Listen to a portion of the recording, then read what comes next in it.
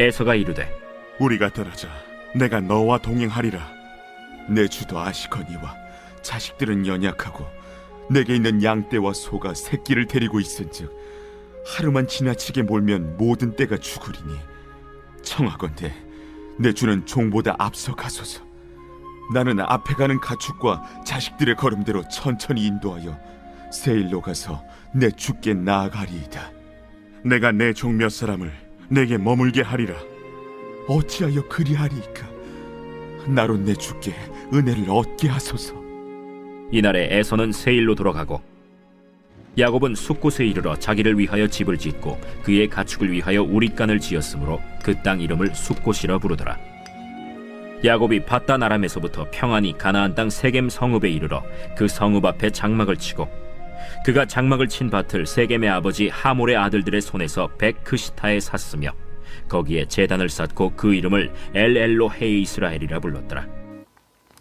12절에 보시면 에서가 이르되 우리가 떠나자 내가 너와 동행하리라. 자, 에서는 우리라고 말을 하고 있습니다.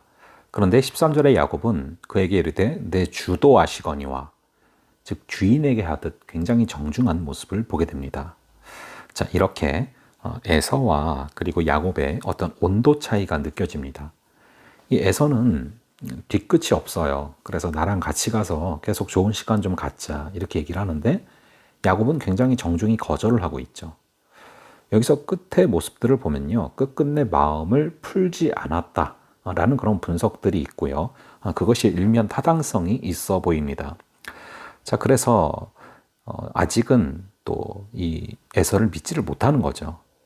그래서 양떼를 지나치게 몰면은 다 죽는다 이런 또 핑계를 대고, 또 14절에 그러기 때문에 또 자식들이 연약하기 때문에 청컨대 내 주는 종보다 앞서가소서. 나는 앞에 가는 가축과 자식들의 걸음대로 천천히 인도하여 세일로 가서 내 주께 나아가리이다. 이렇게 말을 하고 있습니다. 그래서 에서는 그러면은 위험할 수 있으니까 내가 종 몇 사람을 좀 머물게 해서 지켜주겠다 얘기했더니 어찌하여 그리하리이까? 그러니까 나로 내 주께 은혜를 얻게 하소서. 정중하게 거절하는데 사실은 믿지 못하고 있는 것이죠. 자, 그래서 16절에 이날에 에서는 세일로 돌아갔습니다. 자, 그래서 이렇게 돌아가게 되는데 이 브엘세바 그리고 베델, 즉 하나님과의 약속한 장소, 또 하나님과 또 약속 가운데 가기로 한 장소, 그곳으로 이렇게 가야 되는데요.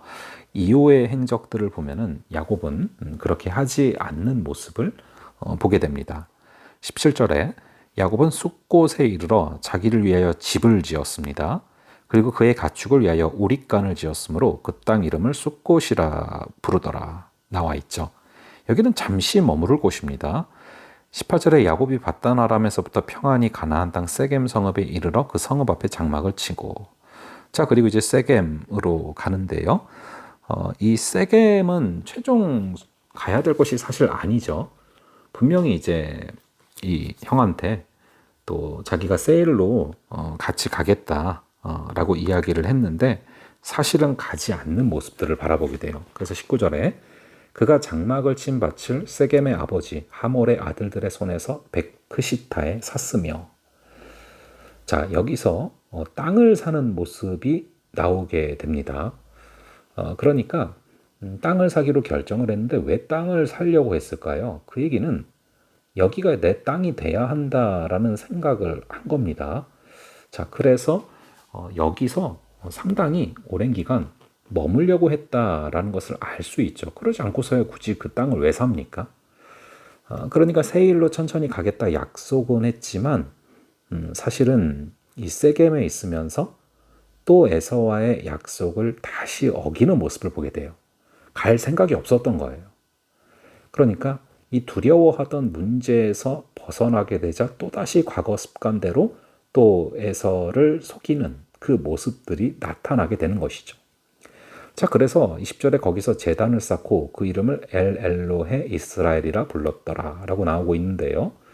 물론 이제 제단을 쌓는 것은 참 바람직한 모습이죠. 어떤 탑을 쌓는 것이 아니라, 자기 이름을 내기 위한 탑을 쌓는 것이 아니라 하나님의 이름을 내기 위한 제단을 쌓는 것, 이것은 우리가 삶에서 추구해야 될 그런 모습이죠. 우리 역시도 탑을 쌓는 그런 바벨탑을 쌓는 삶이 아니라 하나님을 향해서 제단을 쌓는 삶을 살아야 되지 않겠습니까? 자, 그래서 제단도 쌓았고 엘 엘로헤 이스라엘, 즉 하나님, 이스라엘의 하나님, 이스라엘 하나님은 강하시다. 참 좋은 얘기죠. 그런데 겉으로는 신앙적인 얘기로 또 포장을 했지만 사실 이 모습이 굉장히 야곱의 한계를 또 보여주고 있다는 거예요. 야곱이 갈 곳은 베델입니다. 근데 베델에 가기 전에 멈췄어요. 이 세겜에 멈췄고 여기서 심지어 땅까지 샀습니다. 여기서 오래 머물려는 마음을 먹은 거예요. 왜입니까? 이제 더 이상 라반이나 아니면 에서의 추격을 걱정해야 될 이유가 사라진 거예요.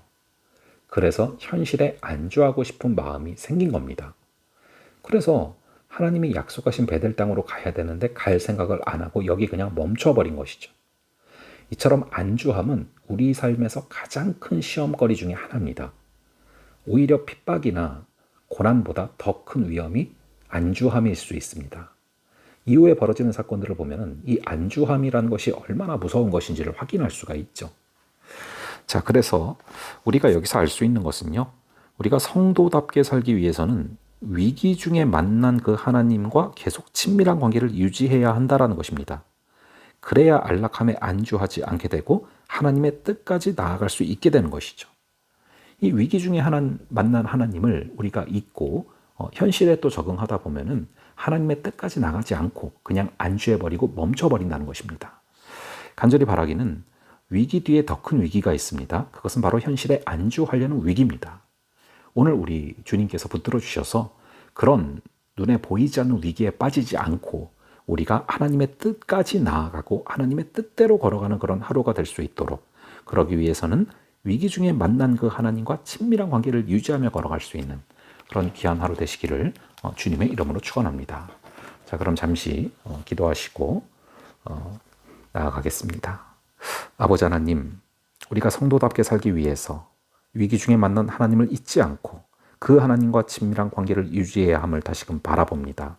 그래서 아버지 하나님, 우리가 안락함에 안주하지 말게 하여 주시고 고난 가운데서도 하나님의 뜻을 깨달았던 것처럼 모든 문제가 해결된 뒤에도 하나님의 뜻을 깨달으며 나아갈 때 우리는 멈추지 않고 끝까지 하나님의 뜻으로 도달하게 될 줄로 믿습니다.